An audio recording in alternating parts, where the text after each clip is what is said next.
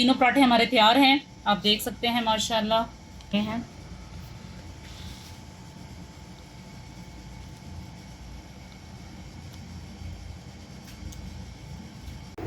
अस्सलाम वालेकुम, क्या हाल है आप सब लोगों का। उम्मीद करती हूँ सब खैरियत के साथ होंगे, खुश रहें, आबाद रहें अपनी ज़िंदगियों में। आज मैं एक और नाश्ते के साथ आई हूँ चटपटा। आज हम ढाबा स्टाइल के आलू के पराठे बनाएंगे। तो उसके लिए सबसे पहले मैंने क्या किया था कि मैंने आटा पहले ही कर लिया है, ठीक है, वक्त की बचत के लिए। तो मैंने आटे के लिए क्या किया, कम से कम 80% मेरे पास वाइट आटा था, ठीक है, और 20% मैंने इसमें गंदम का आटा शामिल किया है। और इसमें मैंने नमक, अजवाइन और थोड़ा सा तेल, 1 चम्मच 1 टेबल स्पून तेल डाल के मैंने इसको इस तरह गूंद लिया है आटे को मैंने। और अब इसके अलावा मैंने क्या किया, आलू मैंने 2 अदद लिए हैं जिनको मैंने इस तरह बॉयल कर लिया है आलू को। और जो आलू के अंदर मैंने मसाले ऐड करूँगी वो मैं आपको बताती हूँ। मैंने एक प्याज लिया है, ठीक है, हाफ़ प्याज है मैंने लिया है, मीडियम साइज़ का हाफ़ था ये। इस तरह मैंने बारीक चॉप कर लिया है। धनिया लिया है मैंने, बारीक चॉप कर लिया है। सब्ज़ मिर्च है मेरे पास, इसको भी बारीक चॉप कर लिया है। कुकिंग ऑयल मेरे पास तकरीबन 2 से 3 टेबल स्पून है, वो इसके अंदर मैं ऐड करूँगी। 2 टेबल स्पून पर मैं ऐड करूँगी इसके अंदर।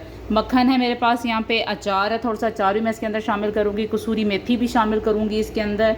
और यहाँ पे मेरे पास कुटी हुई दड़ा मिर्च है, ठीक है, हाफ़ टेबल स्पून। और हल्दी मैंने ली है पिंच।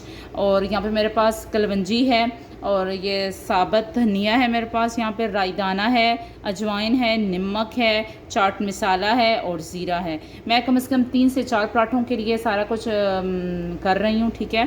तो मैंने ये पिंच चीज़ें नहीं हैं, तो आपकी अपनी क्वांटिटी पे है मुनसर कि आप जितना बनाना चाह रहे हैं उतना आप यूज़ कर सकते हैं। पर मैंने यहाँ पे आप देख सकते हैं आप लोग 1/4 ज़ीरा है मेरे पास, चुटकी पिंच मेरे पास चाट मसाला है, दड़ा मिर्च है, नमक है मेरे पास, और हल्दी है, अजवाइन है, रायदाना है और साबुत धनिया है। ये सब इसके अंदर मैं ऐड करूँगी।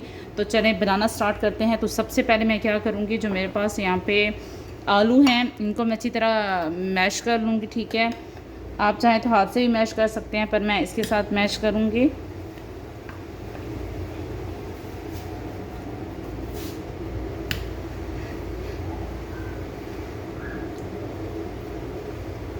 हमने इसको बहुत ज़्यादा भी आलू को नहीं बॉयल करना। अगर आलू बहुत ज़्यादा बॉयल हो जाएंगे तो उससे क्या होगा कि पराठे जो हैं वो ज़्यादा अच्छे नहीं बनेंगे, ज़्यादा मॉइस्ट उसमें हो जाएगा, ठीक है। तो इसलिए आलू को ठंडा करके हमने इसको इस तरह मैश करना है ताकि जितना भी इसके अंदर मॉइस्ट है वो ख़त्म हो जाए।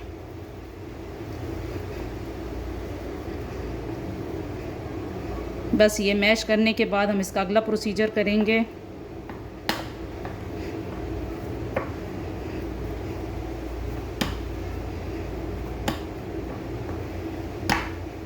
बस तकरीबन हमारे सारे आलू हो चुके हैं।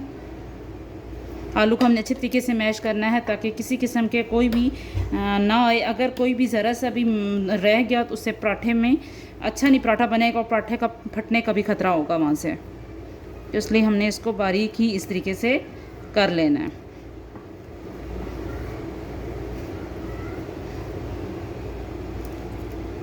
मैंने आपको बताया था कि हाफ़ प्याज है मेरे पास, ये इसके अंदर ऐड करूँगी।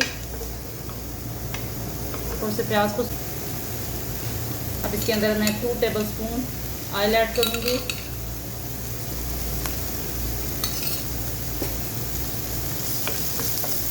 हमने बस प्याज को सौथे करना है, ज़्यादा हमने इसका कलर नहीं देना, सिर्फ सौथे करना है, ठीक है, ताकि ये नरम हो जाए।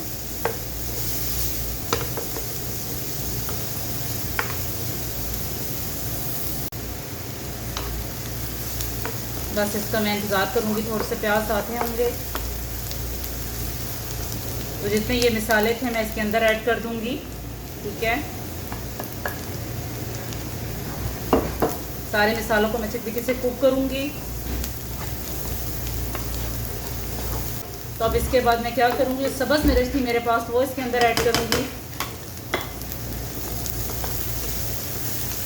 क्योंकि हमने इसको कलर नहीं देना, जस्ट इसको सौते करना है हमने। इसके बाद मैं क्या करूँगी, इसके अंदर जो आलू थे वो इसके अंदर शामिल करूँगी। मैंने अच्छे तरीके से आलू को मैश कर दिया था ताकि किसी किस्म की कोई गुठली ना बचे। इस पॉइंट पे मैं चूल्हे की बिल्कुल आंच स्लो कर दूँगी। आपकी जितने आलू मैश हुए थे मैं इसके अंदर ऐड कर दूँगी।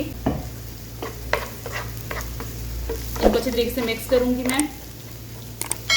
आप चाहें तो थोड़ा सा अचार भी शामिल कर सकते हैं, मैं भी थोड़ा सा अचार इसके अंदर शामिल करूँगी।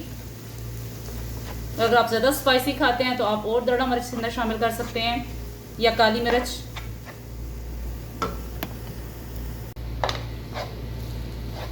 अच्छी तरह मैंने मिक्स कर रही हूँ, ठीक है। इसको अब मैं क्या करूँगी कि इस पॉइंट पे चूल्हा लगा हुआ स्लो, थोड़ी सी मुझे मिर्च कम लग रही है तो मैं थोड़ा सा काली मिर्च इसके ऊपर ऐसे स्प्रिंकल करूँगी, ठीक है। इस तरह नमक की भी आप पे मुनस्सर है, अगर आप नमक तेज़ खाते हैं तो नमक इसके अंदर और ऐड कर सकते हैं। अब कसूरी मेथी है थोड़ी सी, वो मैं इसके अंदर ऐड करूँगी, ऐसे मसल के मैं इसके अंदर शामिल कर दूँगी। जो धनिया था मेरे पास लास्ट इंग्रेडिएंट, वो इसके अंदर ऐड कर दूँगी।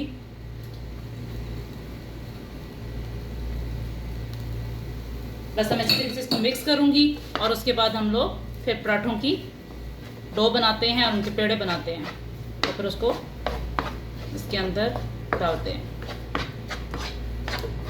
उम्मीद करती हूँ आपको ये पसंद आएगी। हमारे चैनल को लाइक कीजिए प्लीज़ और कमेंट करके मुझे बताया करें कि आपको मेरी रेसिपी कैसी लगी। तो स्टफिंग तैयार हो गई थी हमारी। अब मैंने क्या किया, इस तरह छोटे छोटे मैंने पेड़े बना लेने हैं, ठीक है। इस तरह मैं गोल पेड़े बना लूँगी इनके।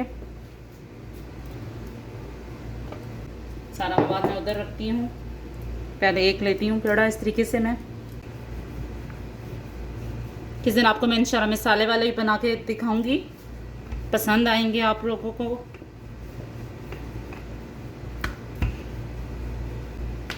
इस तरह एक बेल लिया है, इस तरह मैं अब दूसरा करूँगी।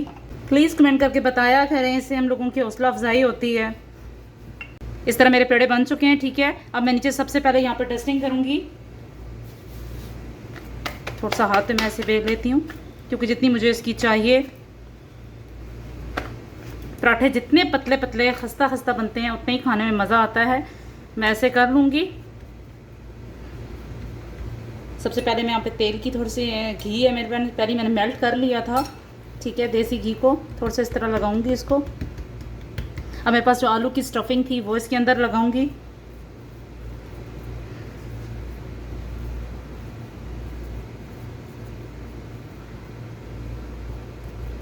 आप देख सकते हैं कि मेरे जो आलू की स्टफिंग है वो बिल्कुल अच्छी बनी हुई है, यानी किसी किस्म के कोई लम्स नहीं है जिससे पराठे में कोई टूटने का फटने का ख़तरा हो।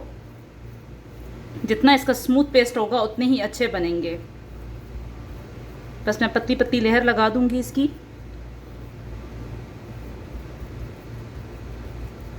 अच्छा जी, अब अगला मैं आपको बताती हूँ कि हमने करना क्या है। अब मैं क्या करूँगी, जो इसके जितने गोल किनारे हैं उन पर थोड़ा सा पानी की इस तरह लगाऊंगी। ये पानी लगाने का मतलब ये है कि अगर आप ऊपर इसके ऊपर पेड़ा लगाएंगे दूसरे रोटी का तो वो टूटने का ख़तरा नहीं होगा, यानी कि खुलने का ख़तरा नहीं होगा। क्योंकि अगर पराठा खुल जाए तो फिर वो अच्छा नहीं लगता खाने में भी और दिखने में भी। अब बस मैंने दूसरा पेड़ा भी इस तरह बनाई हुई थी रोटी, वो इसके ऊपर आराम से इस तरह मैं लगा दूँगी, ठीक है। अब इसको थोड़े से मैं किनारे इस तरह कर दूँगी। अगर आप इसको डेकोरेट करना चाहते हैं तो आपके पास कांटा है तो कांटे से थोड़ी सी इसको इस तरह डेकोरेट कर दें, अच्छा लगेगा उससे भी।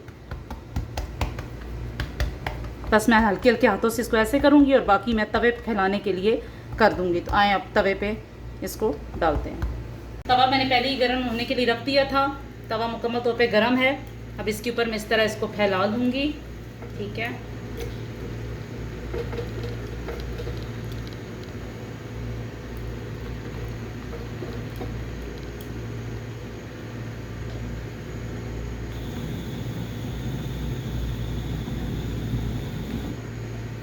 जितनी सॉफ्ट डो बनेगी आलू की उतना अच्छा पराठा आपका बनेगा और उतना ही खस्ता और मुलायम बनेगा।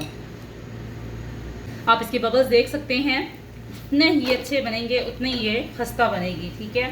अब मैं साथ साथ इसके ऊपर देसी घी जो मेल्ट हुआ था मैं वो लगाऊंगी और इसको ऐसे करती जाऊंगी। हमने बहुत इसकी तेज़ आंच भी नहीं रखनी और बहुत स्लो भी नहीं रखनी, मीडियम जितनी होगी उतना अच्छे इसके फूल बनेंगे और उतनी अच्छे ये कुक होगा अंदर से भी और बाहर से भी।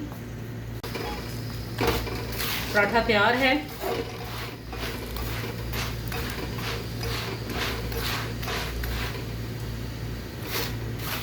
आपको आवाज़ों से तो महसूस हो रहा होगा कितना खस्ता है और ये खाने में उतना ही टेस्टी होगा।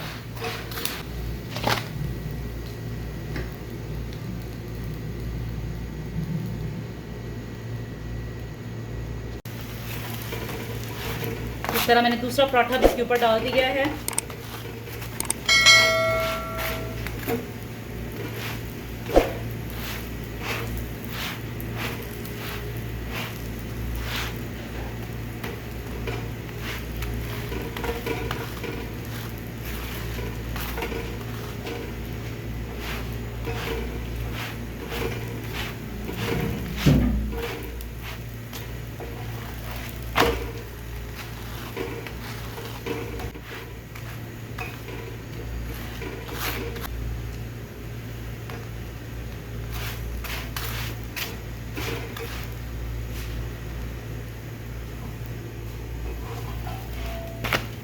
दूसरा पराठा तैयार है। तो तीनों पराठे हमारे तैयार हैं। आप देख सकते हैं माशाल्लाह कितने खस्ता और नरम मुलायम, और पूरी स्टफिंग आप लोग चेक कर सकते हैं।